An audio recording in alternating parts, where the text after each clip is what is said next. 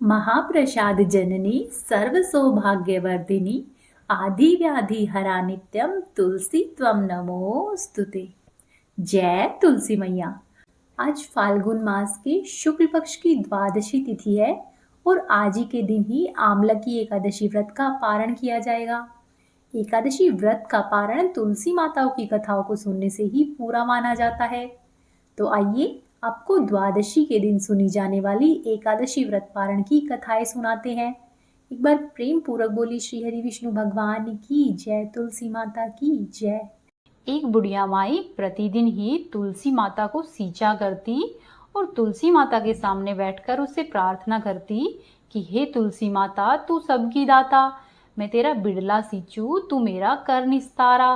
तुलसी माता अड़ुआ दे लड़ुआ दे, पीतांबर की धोती दे, मीठे मीठे ग्रास दे, वैकुंठ का वास दे, चटक की चाल दे, पटक की मोद दे, चंदन की काठ दे, झालर की झनकार दे, रानी का सा राज दे, दाल भात का जीवन दे, एकादशी की मोद दे और अंत में श्री कृष्ण का कांधा दे।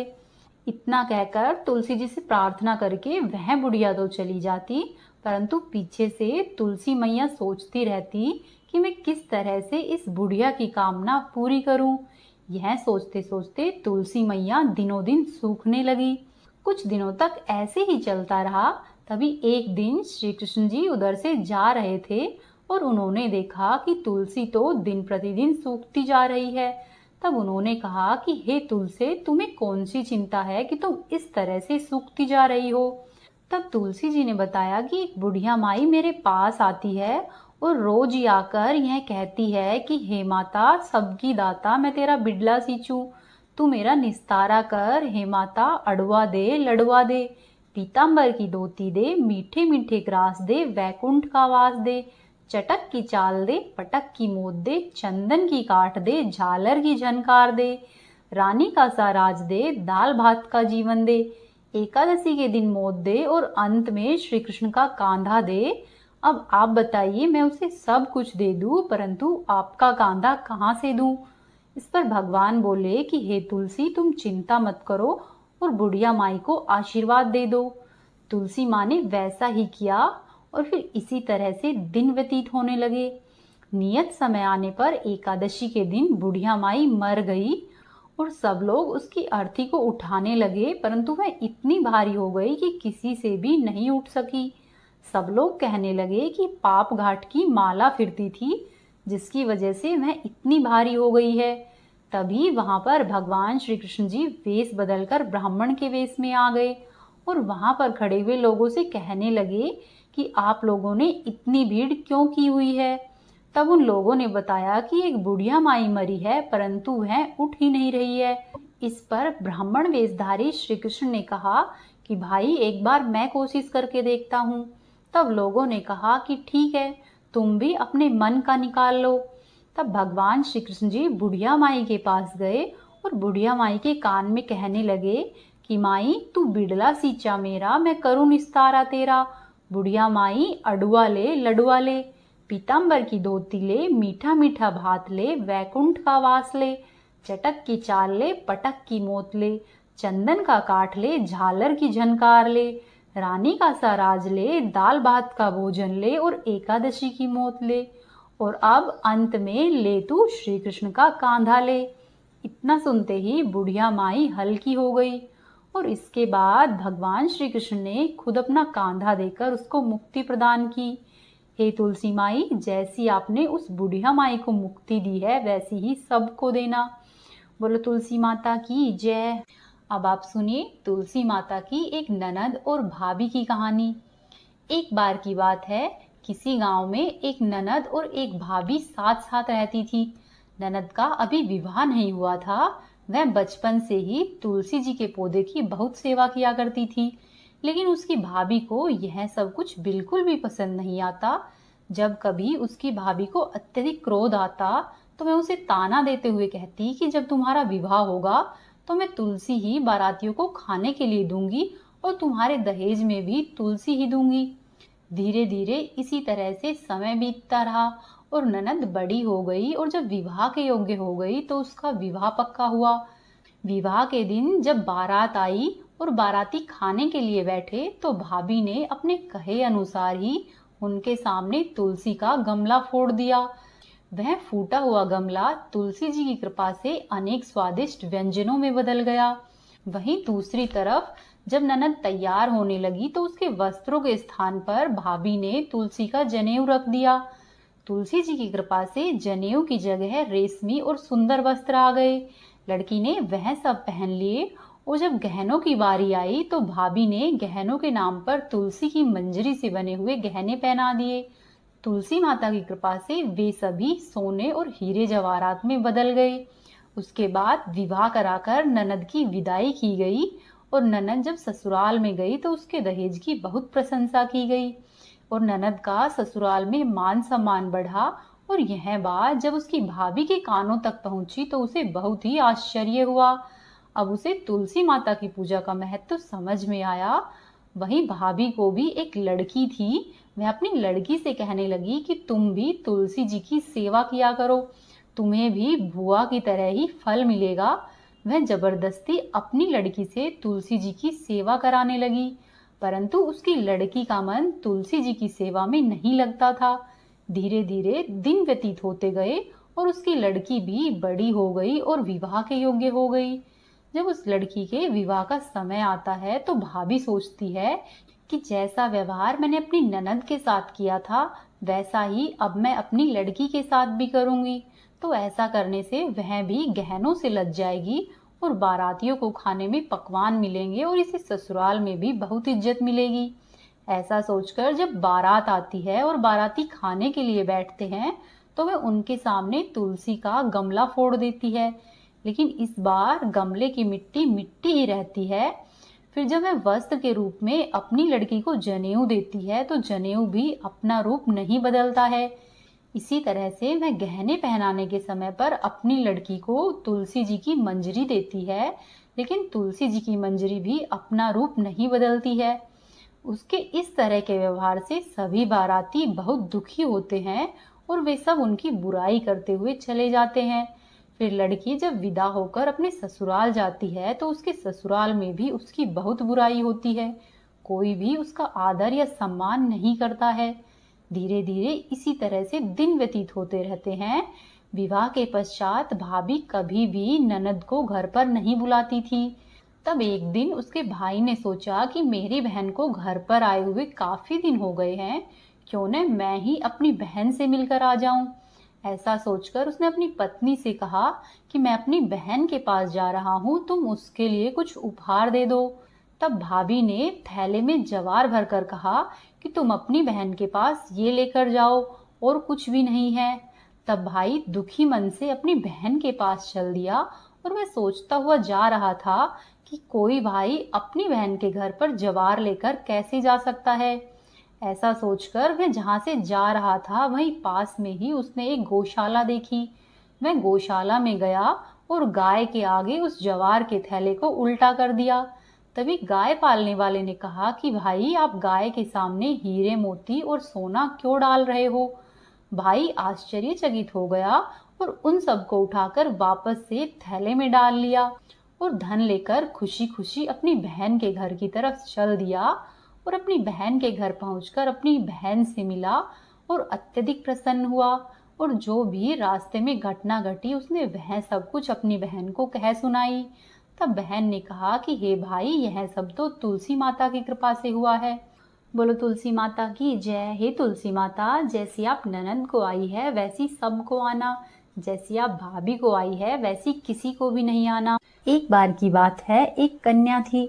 जब वह थोड़ी बड़ी हुई और उसको समझ आने लगा तब से ही वह तुलसी माता की पूजा किया करने लगी।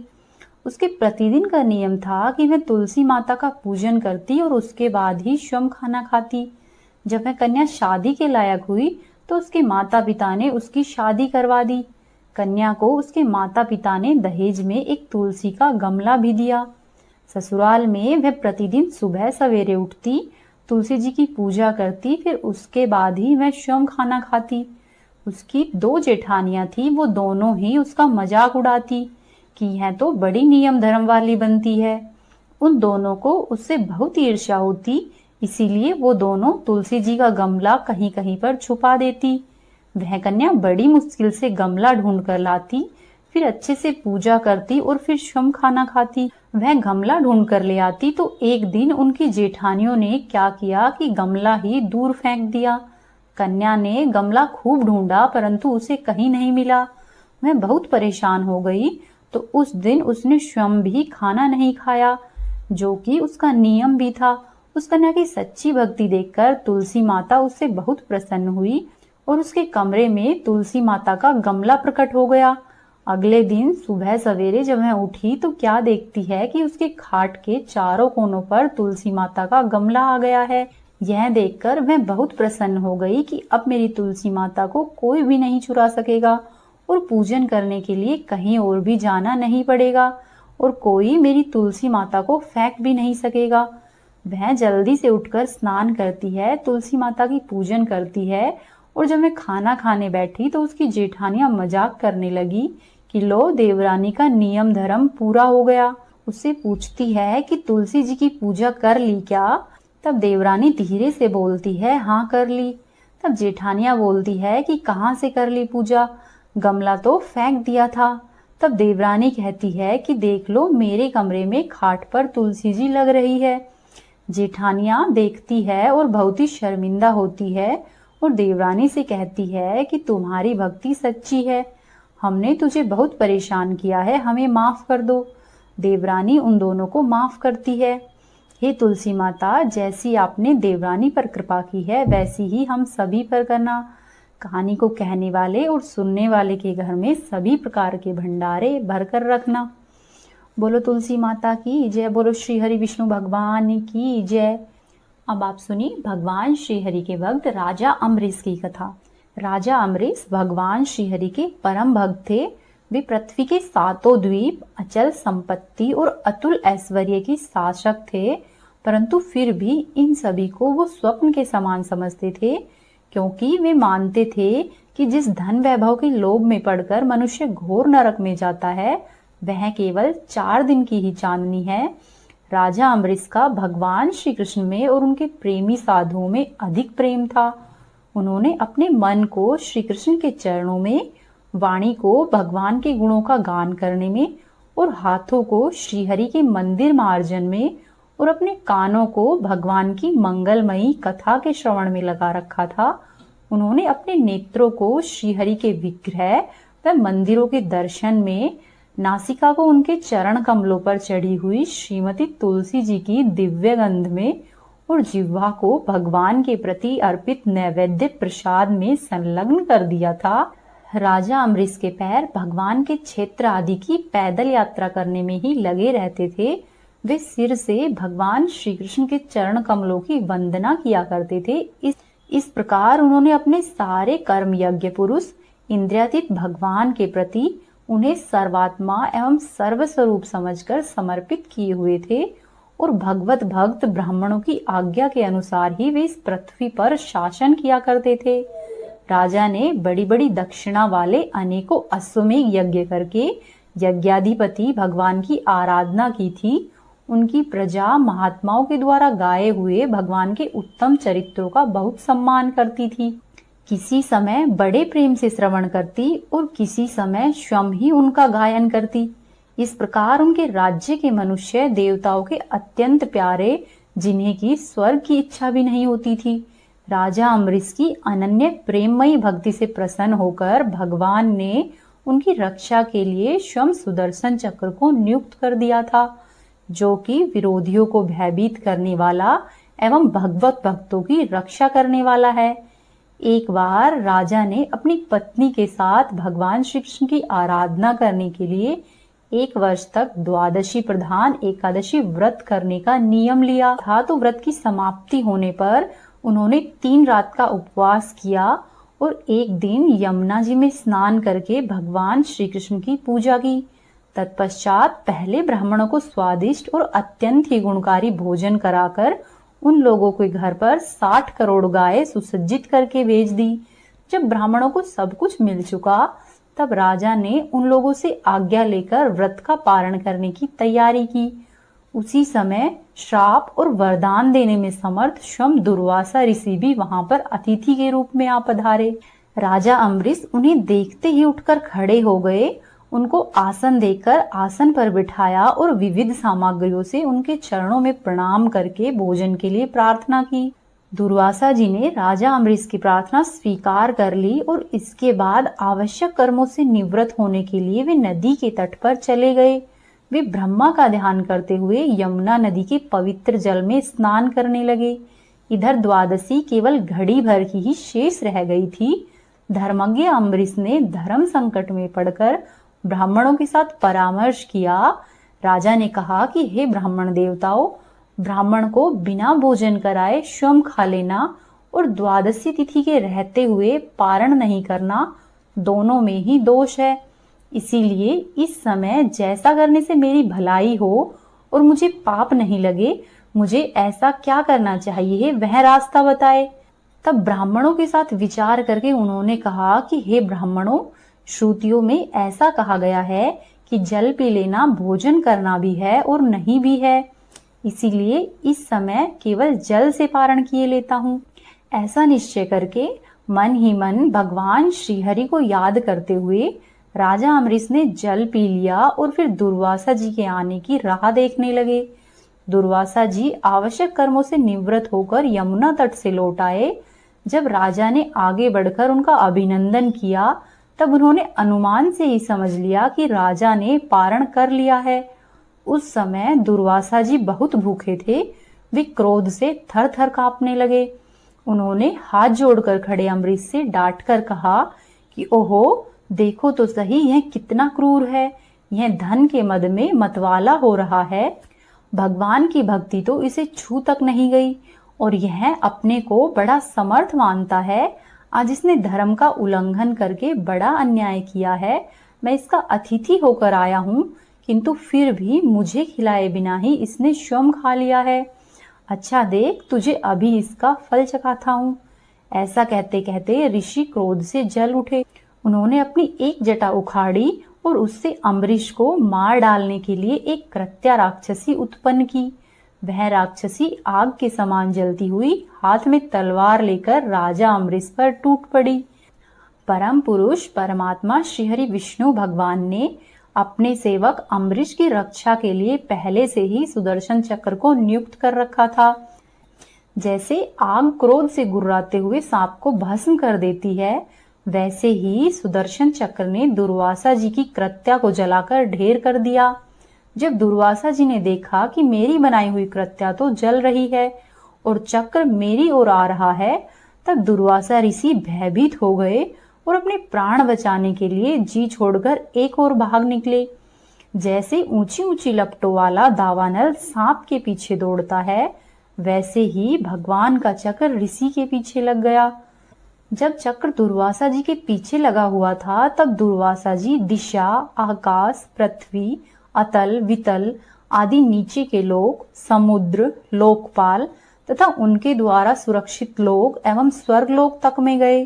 परंतु जहां जहां पर वे गए, वहीं वहीं पर उन्होंने ऐसे ही तेज वाले सुदर्शन चक्र को अपने पीछे लगा हुआ देखा। जब उन्हें कहीं भी कोई रक्षक नहीं मिला, तब ऋषि डर गए। अपने प्राण बचाने के लिए वे देव शिरोमणि ब्रह्मा जी के पास गए और बोले कि हे ब्रह्मा जी, आप शंभु है, भगवान के इस तेजोमय चक्र से मेरी रक्षा कीजिए। तब ब्रह्मा जी ने कहा कि दुर्वासा जी, मैं शंकर जी, दक्ष, भृंगु आदि प्रजापति, भूतेश्वर आदि सब जिनके बनाए हुए नियमों में बंधे हैं तथा जिनकी आज्ञा शिरोधार्य करके हम लोग संसार का हित करते हैं, उनके भक्त के विद्रोही को बचाने में हम लोग समर्थ नहीं हैं।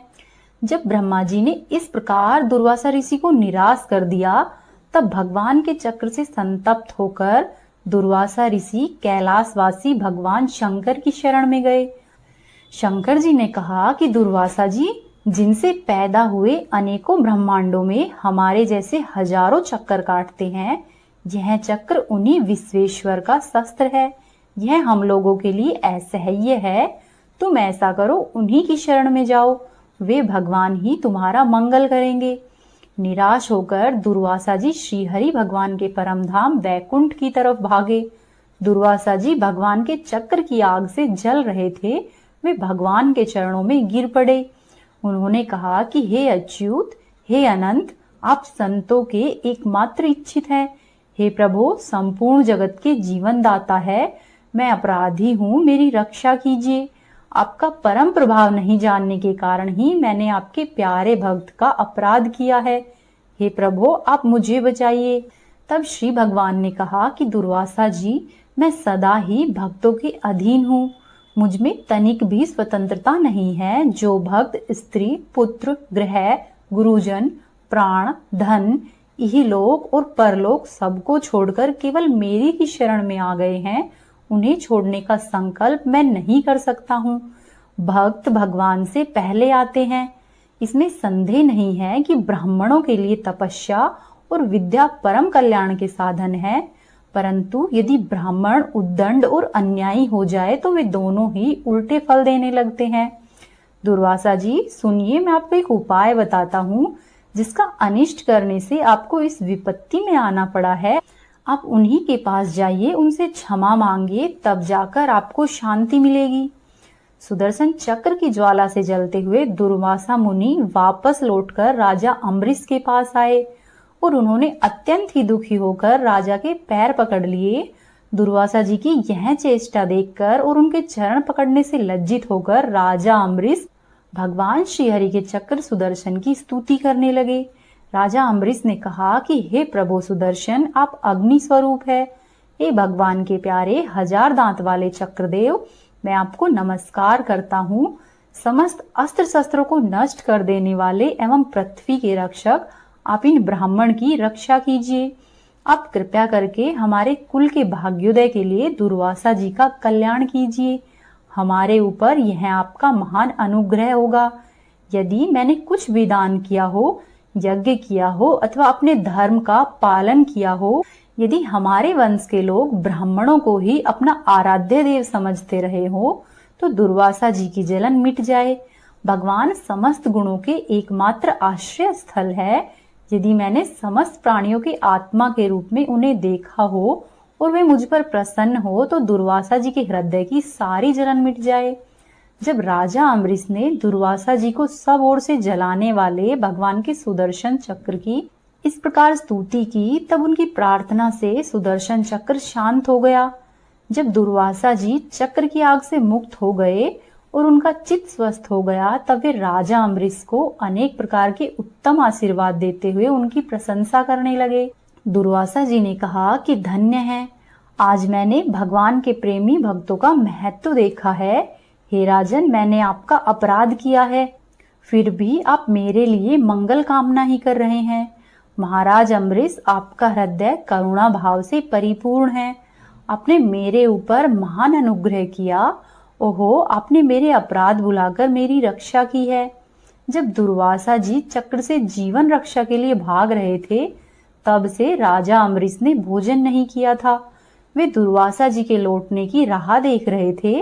अब उन्होंने दुर्वासा जी के चरण पकड़ लिए और उन्हें प्रसन्न करके विधि पूर्वक भोजन कराया। दुर्वासा जी ने बहुत ही संतुष्ट होकर राजा अम्बरीश के गुणों की प्रशंसा की और उसके बाद उनसे अनुमति लेकर आकाश मार्ग से प्रस्थान किया। जब सुदर्शन से भयभीत होकर दुर्वासा जी भाग रहे थे, तब से लेकर के उनके वापस लौटने तक 1 वर्ष का समय व्यतीत हो गया था। इतने दिनों तक राजा अम्बरीश उनके दर्शन की आकांक्षा से केवल जल पीकर रहे। दुर्वासा जी के आने के बाद राजा अम्बरीश ने उनके बचे हुए भोजन से अत्यंत पवित्र अन्न को ग्रहण किया और अपने पूरे परिवार को भी खिलाया। कुछ वर्ष बीतने पर राजा अम्बरीश ने अपने ही समान भक्त पुत्रों पर राज्य का भार छोड़ दिया और स्वयं वन में चले गए। वहां पर वे बड़ी ही धीरता के साथ आत्मस्वरूप भगवान में अपना मन लगाकर गुणों के प्रवाह रूपी संसार से मुक्त हो गए। बोलो श्री हरि विष्णु भगवान की जय। अब ये थी आज की कथाएं। उम्मीद है आपको पसंद आई होगी। आपसे एक निवेदन है, यदि आपने अभी तक चैनल को सब्सक्राइब नहीं किया है तो सब्सक्राइब कर ले, वीडियो को लाइक करें और वीडियो को अधिक से अधिक शेयर करें और कमेंट बॉक्स में जय श्री हरि अवश्य ही लिखें।